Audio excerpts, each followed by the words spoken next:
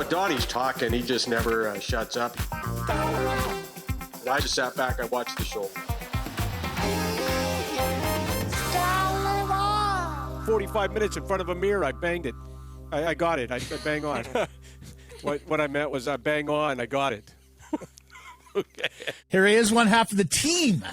Donnie and Dolly, weekdays, check television from 10 a.m.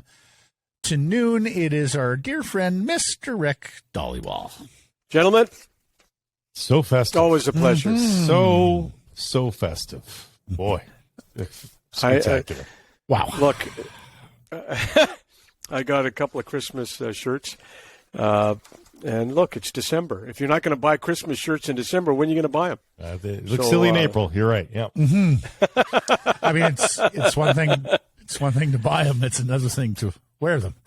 What's wrong with that? It's got green and red trees all over the place. Yeah. To quote the old song, "You wear it well, buddy." Okay, you wear it well. You really do. It's your brand. Thank You're you. on brand. So we all had fun with Ben Hankinson yesterday, agent for Luke Schenn and Brock Boeser. Yeah, we did. I instantly emailed him like, wait a second, you got permission to trade 2 Canucks? No. It's just things are tracking towards Luke Schenn at the deadline trade. Yeah, it is. Well, I look, as soon as he retweeted it, I got to him. I got to Ben, and he just told me, look, guys, it's a good article. I liked it. There was a lot of positive in it by the Canucks Army. So he retweeted it. But if you look at his timeline, Matt, he does retweet a lot of stuff about articles about his clients all over the NHL. He's got a lot of clients. He's a very successful firm with Mike Liut and Andy Scott. They do a really good job. They got a lot of clients. So they are a firm that likes to retweet stuff. So I don't think it was a big deal. No contract talks, I can tell you right now, between the Canucks and Luke Schenn. As of now, the Canucks love this player. But the prospect cupboard, it's not full, right? They need draft picks. They need them. They need them now. I've heard that the Canucks, and Thomas Strantz and I both, we feel that the Canucks, as of right now, are not going to try and re-sign Schenn. We think that I heard that the Canucks might have interest if he hits July 1st. Also hearing that Luke Schenn loves Vancouver and would like to put down some roots in this city for years to come. You know, it all depends. Luke Schenn is a guy, I don't know if you guys would agree with me, especially after hearing Kevin Bieksa's a speech on culture a couple of weeks ago in Vancouver in the dressing room. Luke Schenn reeks of that guy, the culture guy. When Luke Schenn's 33, right? So when Luke Schenn is done playing, whenever that is, that's a guy I would try to keep in the organization as a coach or in management or something. He just really is respected. I talked to an assistant GM this week who was raving about Schenn, what he's done in Vancouver, how he's fit in with Quinn Hughes. His leadership is not gone unnoticed. What he's done with Quinn Hughes has not gone unnoticed. I'm going to tell you a quick Luke Schenn story, quick one. Go back to the trade deadline. Travis Green, the one where Branson was traded. Anyways, he had just been to Utica. He was up in Vancouver, not getting in the lineup. Travis Green sat him down. He said, look, I'm sorry, but after the trade deadline, you're probably going to go back to Utica. Just literally hours later, Branson got traded, and he stayed. And the rest is history. It's just about timing is everything in hockey. But it just the management, players, everybody loves this guy. But the other thing I want to caution everybody, and I see this a lot, you're going to get a first or second round pick for Luke Schenn. Well, I talked to this assistant GM. Look, I don't know what they're eventually going to end up with Luke Schenn, but just don't get your hopes up too high. I'm going to tell you something right now. On a really good hockey team, he's a 6'7" guy. You look at Tampa Bay. What was he when they won the Stanley Cup? He was a 6'7" guy, right? Yeah. He played 19 playoff games in 2 years. I don't think it. That's all fair, Rick, but I don't think it's the quality of the player that's going to drive the market. I think it's the fact that it's a specific type of player that everybody can fit neatly at the deadline. Yeah. Right? So he's got a better reputation now than he did back then. He's got a better reputation. He's rebuilt himself now. Yeah, and I'm the biggest Luke Schenn fan, and I hope they can get something for him that's high. But once again, the Canucks have to look at it like this. they're not in a position not to get something for him. Right. The cupboard bare is just. The prospect cupboard is just. Go look at Abbotsford. They need prospects. They need draft picks. They need to be that team that's got 8, 9, 10 draft picks coming up in the draft. They've already done it once, Rick. Is it crazy to think of a boomerang deal of trade them away, bring them back? Where was the example, Blake? They've done it with him. No, he's asking Blake what other teams have done. What that. example do you see of not signing a guy and then getting him on July 1st? Yeah, I think there's been like 2 since the cap started, if I'm not mistaken. Yeah, there hasn't been a lot. No, but he's got an appetite. He's done it already with the Canucks. So I'm asking, would he do it again? Because does he live here in the offseason, Ricky? Is he in? Well, he's a Saskatchewan boy with Kelowna ties. All I've been told is that Luke loves it in Vancouver, and Ben and Luke would love for the Canucks to make an extension offer. But you know what?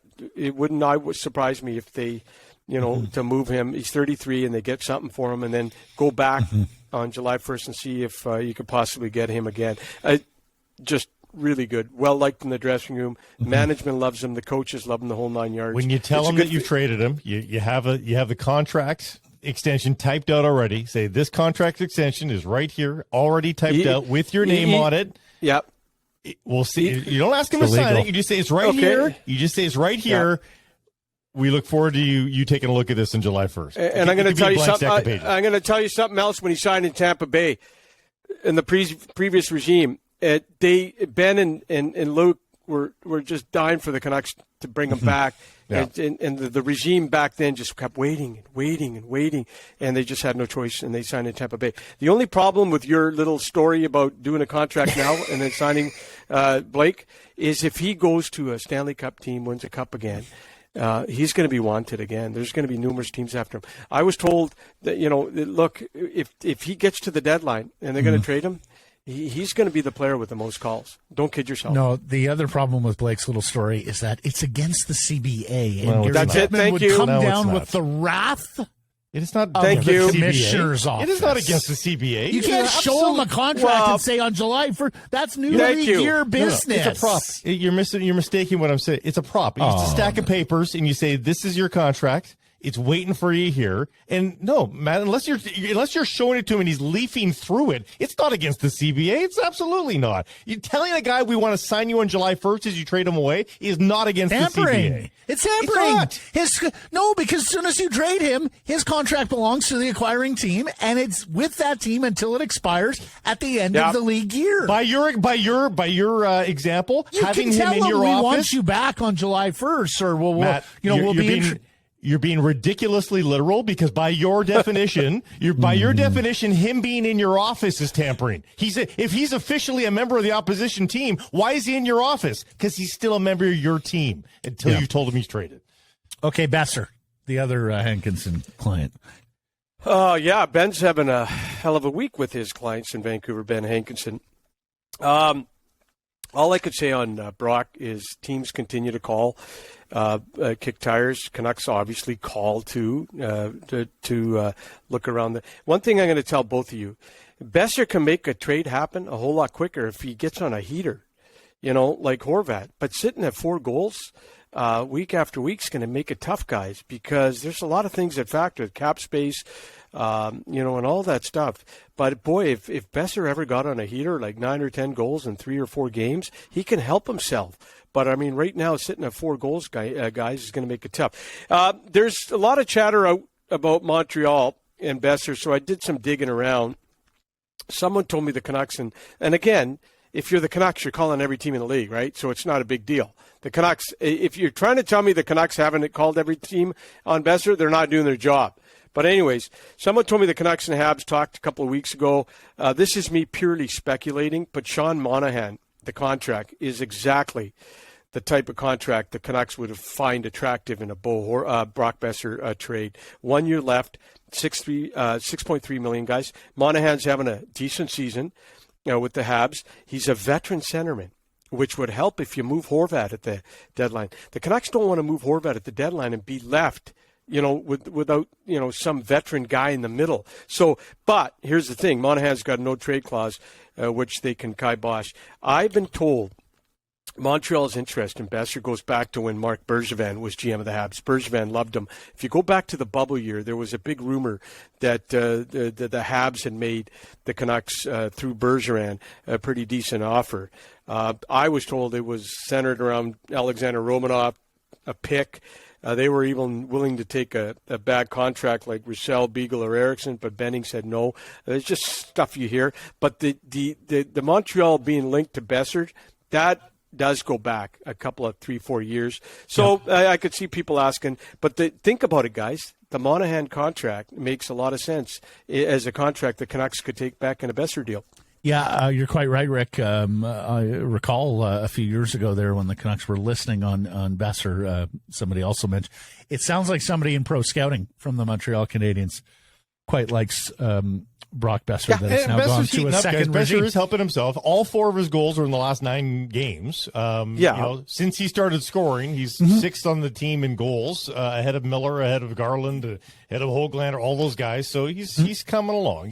Hopefully. But Blake, if he gets on a heater like what I'm trying to say is if he gets on a heater like Bo Horvat, and you could sure escalate this thing quicker, right? Never hurts. Bo is scoring at an incredible pace. If Brock ever got on something like that, teams are interested by the way, guys. And Ben Hankins. You just hope, Rick. You just hope that if he got on a heater, that wouldn't change the mind of the Vancouver Canucks and change priorities, right? That's the thing. Yeah. Let's move on to Bo Horvat here, gentlemen, where, Frank Saravelli made some news this week saying the Canucks opening offer to him was like 8 years at just over 5, and that he thinks there's a team that would pay 9 per year. Can I say something about that offer of $5 million? I've talked to people about that. I don't know if the offer was 5, but one thing I did hear is the Vancouver Canucks, one of their comparables for Bo early was Ryan Nugent-Hopkins.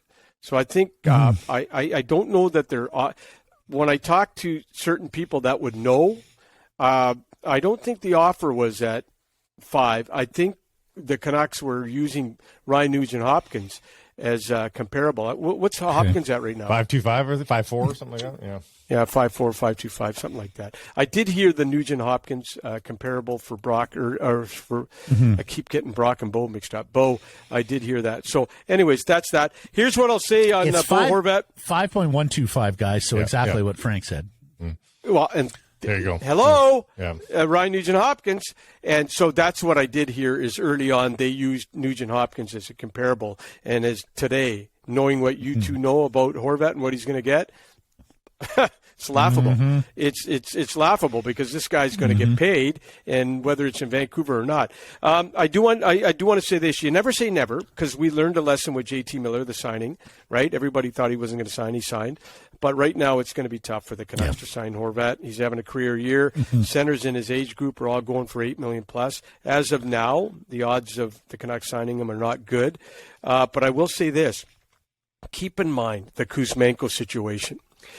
Okay, because I think it's going to play into Bo. Kuzmenko's got 24 points in 26 games. His contract's going to be interesting.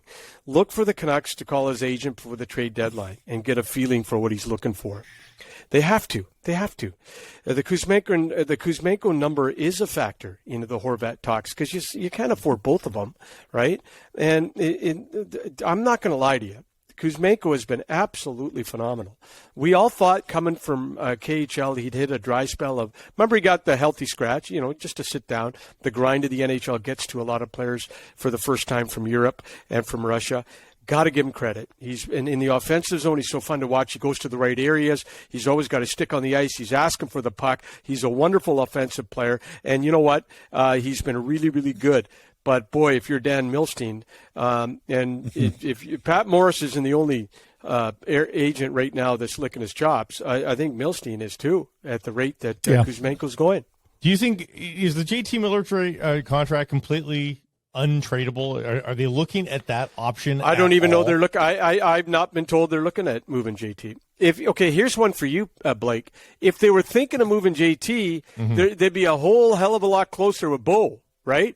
You can't move JT and not be close with Bo. They kind of intertwine, don't Well, that they? would be the whole point. That would be the incentive. Try to move JT so you can get closer to Bo. Yeah, but time's running out here. The trading deadline's not far away, and in the meantime, you got a team 2 points out of a playoff spot, right? And you got a team that's 8-3 and they're past 11. And you got a team that's one of the high-scoring teams in the National Hockey League, 6th best power play. But at the other end, they're leaking. They're leaking goals at an incredibly horrible pace, guys. The Canucks have the 3rd worst goals against. Martin's given up 9 goals in his last 4 periods. They're so good at one end, guys, and they're so horrible at the other end. All right, one last topic here, and you just hit on it. The goaltending's been shit. Are they going to look, Ricky, for a stopgap goaltender here until Thatcher gets back? Hold on a second. What did you say the goaltending was? I said the goaltending's been shit.